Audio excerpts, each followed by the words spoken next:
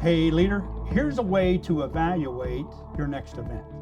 Remember, it's 3 categories: your purpose, your likely results, and then the probable residual. After the event, what are the probable outcomes in and out of the areas you want to impact? What will people be saying and doing because this happened a week, month, or often years into the future? So here's an example. I was one staff pastor of a church. We had a middle school ministry that had this great event. So the purpose firmly aligned. A lot of guests were coming, a lot of first-time attenders that didn't know Christ were coming. Likely results, great attendance. But then the residual was they spent most all the money in the middle school budget for that one event, which was in about February of that year. So they didn't have any money for the rest of the year to operate any other events through middle school. So the probable residual was really bad. So it doesn't mean they should not have done the event, but it does mean that they should have reconfigured it to where they considered the residual as part of the planning. So the first 2 categories: purpose, is it clear, is it connected, likely results, what's probably going to happen. Then the third part of that is the probable residual. So the probable residual involves 3 different areas. One is you personally. The second area under probable residual is your organization. The third area under probable residual is your context. So you. So after this event is over, would you probably be excited about doing it again? Will it increase your confidence in doing these kinds of things? When I was a pastor, age 26, there was an area event that was held every year. Had a lot of students, a lot of teenagers attend it. But they always scheduled it on Good Friday evening. So as a pastor, you know Easter is packed with new people, preparation of sermons. In that particular church on Sunday morning, they had a sunrise service where you preach one message. Then they had the Sunday morning service where you preach an additional message. So as the solo pastor there, I would go with the teenagers to this particular event. They would stay down at the church. So I was up all night on Friday night. And then Saturday morning, parents are getting their kids. Saturday afternoon, I'm finishing my message. I'm getting up really early Sunday morning to make sure I'm ready for the sunrise service.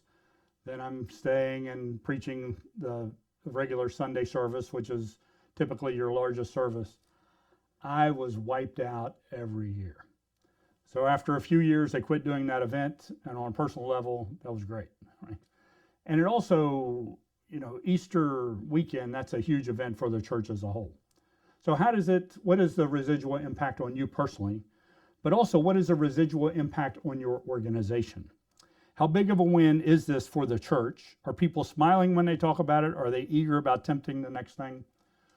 One thing I've seen pastors do very wisely is a couple of examples are, there used to be a big Easter pageant where churches would do productions of the death of Christ on the cross and the resurrection. Incredible.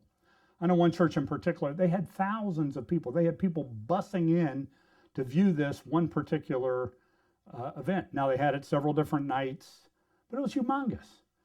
Well, after a while, the church discontinued doing it. You ask, well, why would they do that? Well, because their purpose in that was to reach new people. But what was actually happening, Christians from other churches were the ones attending that. So it didn't fulfill the purpose.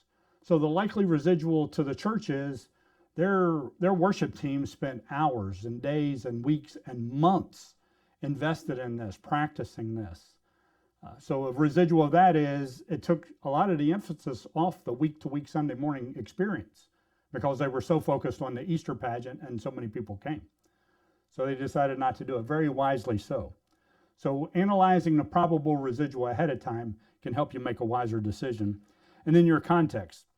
How much of a positive buzz is there in your community or outside organizations positively impact, boost to families, men, women, children? It doesn't mean that everything you do has to positively impact your community, but it does mean it should be more likely to positively affect it than it is to negatively affect it. What you don't want is one big emphasis that you're going to have to mop up for the next months and years with people in the community. So that's one part of thinking through whether or not we should do this. What is the purpose? What are the likely results? And then the probable residual Give yourself an A if people are excited to have participated. There are events where people say, I remember last year when I helped the church with, and they fill in the blank. Very excited about it. That's an A residual.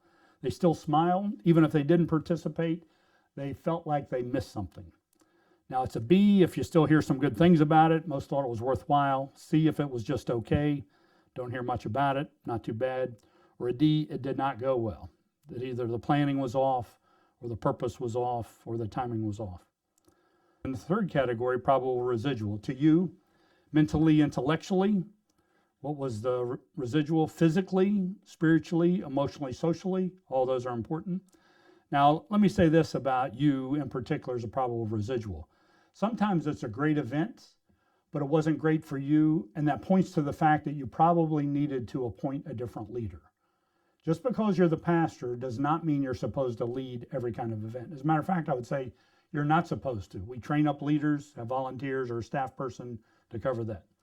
And then your organization, what's a probable residual? 3 ways. Strategically means how does it fit in with your plan for the future?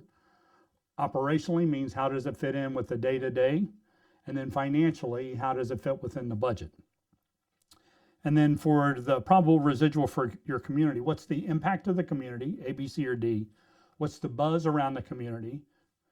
And then what's the momentum that you get from the community? Still not subscribed? Just hit the button there to get more leader insights and develop yourself in a way that God can use you to an even higher degree.